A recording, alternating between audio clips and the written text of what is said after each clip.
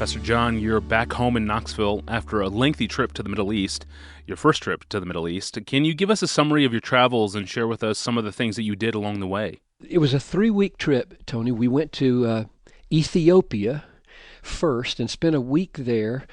Spoke in 4 churches and did a Bible conference with Jason Meyer, who has replaced me at Bethlehem. It was thrilling to do the tag team preaching with Jason in a conference on Second Corinthians and to be a part of the churches there and see what God is doing in Addis Ababa, Ethiopia. I was so encouraged in several of these churches and how God is at work and saw the importance of the sovereignty of God and saw the cry of the Ethiopian church to help them train pastors because the spread of the gospel is huge in southern Ethiopia, and probably 80% of the pastors there have no theological training, and they are very good at evangelism, they were telling me, and yet the need for ongoing training and equipping and deepening of the leadership for the sake of the people is just huge. So I would just encourage any listeners to give your life away in Bible teaching and pastoral enrichment and world missions in this way. Then we went over to the UAE, which is on the Gulf, the Arab Peninsula, so the peninsula that has Saudi Arabia in the middle of the huge mass, and then Kuwait up the top, and then come down to the Horn. There's Qatar and UAE, and then around the corner is Oman and Yemen. These are the Gulf oil states, and all kinds of revelations were happening to me about things I did not realize here, that basically these countries are more friendly toward the United States, and just across the Persian Gulf to the north and the east is Iran, and Iran is the adversary both of the U.S. and of these states. And when you think of the Islamic surveillance on the people in the UAE where I was told they're not worried about Christians. They're worried about radical Islam who could upset the balance of good relationships between them and the United States, who provides so much of their help in the oil drilling and in the selling of their oil. It's a hugely rich land, the UAE is. The country 40 years ago was sand.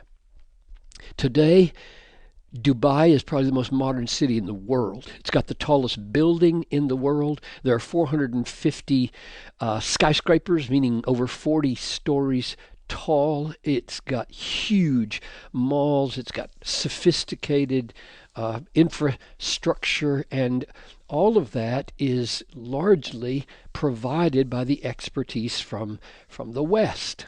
And therefore, they don't want those relationships messed up by the Muslim Brotherhood coming in here and producing another Arab Spring. So when the Arab Spring happened in the other countries and the people rose up and started to throw off their leaders, the wealthy leaders in UAE upped the salaries of all their emirates and made everybody happy, because they produce about 3 million barrels of oil a day, each of them worth about $100. And so this country is owned and led by a benevolent dictatorship of about 7 sheikhs, who are the landed powerful families, and one of them is the main one. And so they have all this money, and they have used it to make their people very happy, and they've built these huge cities, and it's built on sand in more ways than one. I mean, a lot of people look at the Burj Khalifa, which is the tallest building in the world, and they say it's just like the Tower of Babel. And it is, because they built it to make a name for themselves. The word Khalifa is the name of the sheikh who provided the money to finish it when they ran out of money in Dubai. And so it's fragile in the sense that it's oil money and the expertise is coming from elsewhere. So that about 85% of the people who live in the UAE are from outside that country. And therefore the expertise and the manpower, both at the lowest levels lowest levels of labor that are almost like slaves, and the highest level of expertise in in the high rises are coming from outside UAE. So what they have is money, but they don't have a lot of expertise. They're trying to rectify that with a lot of education. The upshot of that for missions, Tony, was just phenomenal. The Christians are not looked upon disrespectfully there. The sheikhs have provided land in several of the Emirates in order that the Christians might build churches on them. They know that since they have 85% people coming from outside the country to work there, they need to provide for them and make them happy. So they know lots of them are Christians, so let them have churches. Well, that means that there are in Dubai, I talked to several people about this, there are probably 1,000 churches in Dubai. Now, there are only, half a dozen of those that are landed and provided for by the sheikhs, but they all know, the sheikhs know, the authorities know that these churches are there. They know where they meet, when they meet, and they are just turning away and letting them be. What's against the law in UAE is proselytizing. And if you ask people, what does that mean? You get a lot of different answers. One Christian will say, it means paying a Muslim to be a Christian. Another will say, it means giving them a Bible if they don't ask for it. In other words, it's a pretty ambiguous law. And the reason I think it's ambiguous is because they're happy to leave it ambiguous so that they can kick out anybody they want and keep anybody they want. And so there's amazing freedom. I preached in Abu Dhabi, which is the capital, in the National Theater. It was about half full, and up at the top were these white-robed authorities making sure I didn't diss Muhammad or something that I shouldn't do. And I preached the gospel there as clearly in terms of a propitiation and a substitutionary atonement, the death of Christ, the resurrection of Christ, the necessity to believe on Christ, and they were listening to all that. So here you have a whole line of Muslims who heard the gospel because they provide for Christians. We had to advertise that event as for Christians. Well, a guy told me the day before, I'm bringing 6 of my Muslim friends with me. So I know that the gospel is being heard by the local Muslim people. And one other observation, maybe. I was just so thrilled with the kind of vision that some church planters and pastors have in Dubai in particular, but across the Emirates. I'm thankful for John Fulmer. What an inspiration he was to me. He's the pastor, or one of the pastors, at the UCCD, United Christian Church of Dubai, and that church has had a reformation, a theological transformation in the last 9 years, and then he's had a vision for filling the region with gospel-preaching churches. So they planted a church across town called Redeemer. They planted a church in Ras Al Khaimah, and a 4th church in a nearby emirate. So there's a vision for filling the region with gospel-preaching churches. And in those churches are the most diverse gatherings of people that I've ever preached to. I preached in two churches there, and both of them had between 60 and 70 different nations in the service.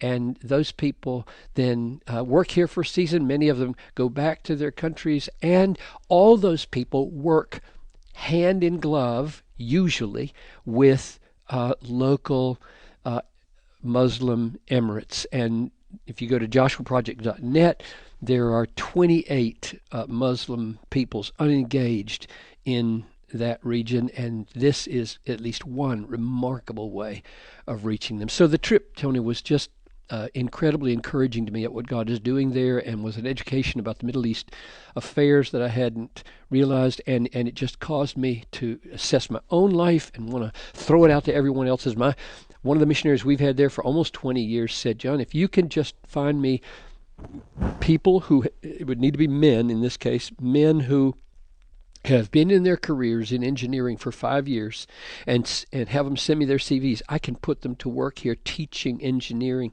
in a school, and they would have contact with Muslim students every day.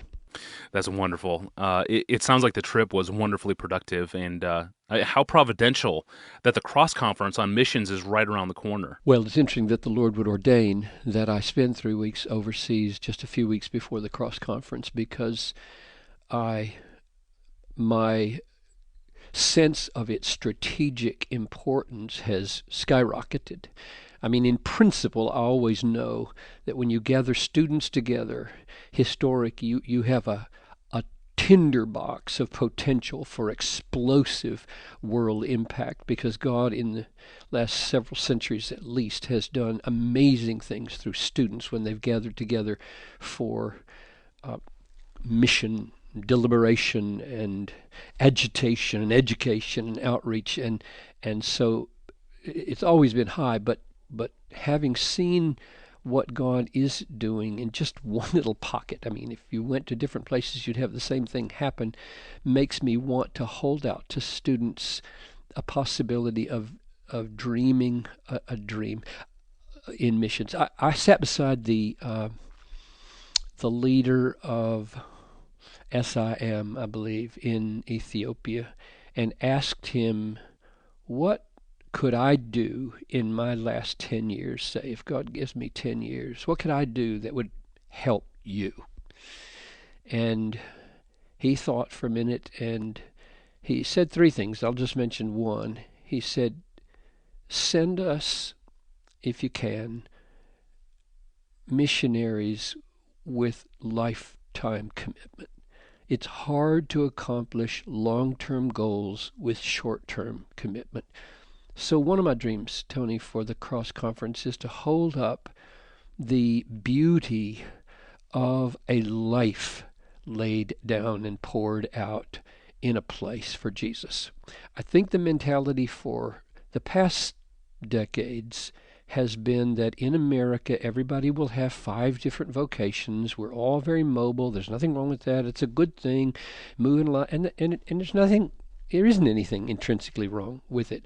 But what it does is minimize the beauty and the power and the beauty of staying at something. And in missions, it takes a long time to learn a language. It takes a long time to be at home in a culture. It takes a long time to win trust. It takes a long time to see things strategically from inside another world. And if you go there with the sense of, I'll give a couple of years and then, I'll be off to do another thing, it's not the same. And so that's one of the excitements I have, is that maybe God would be pleased in our day to turn that whole mindset around so that young people could start to say, it is a beautiful thing. It is something I really aspire to lay down my life and give myself in one place to one people for one great, glorious, eternal cause. Yes, amen. And speaking of the Cross Conference, it all begins on December 27th in Louisville, Kentucky. And for more information about the conference online, you want to check out the website at crosscon.com, crosscon.com, CROSSCON.com. I'm your host, Tony Reinke. Thanks for listening.